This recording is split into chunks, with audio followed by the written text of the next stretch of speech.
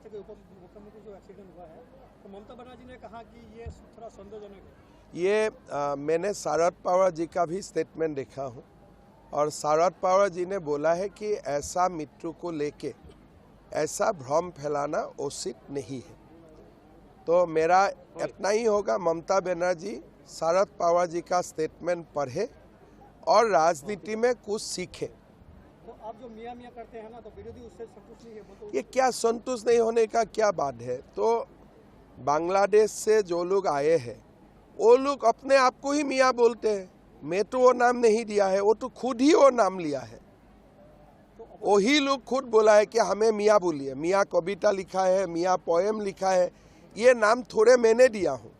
तो अपोजिशन ने बोलता है कि हिंदुओं के विशेषण सिर्फ मियाँ मियाँ ही करते हैं। अरे मैं अगर मियाँ मियाँ करो, वो भी असमिया असमिया करे, आपत्ति क्या है? मियाँ मियाँ কৈ থকাৰ কাৰণে অগণতান্ত্ৰিক বুলি কৈছে। ये तो अगणतांत्रिक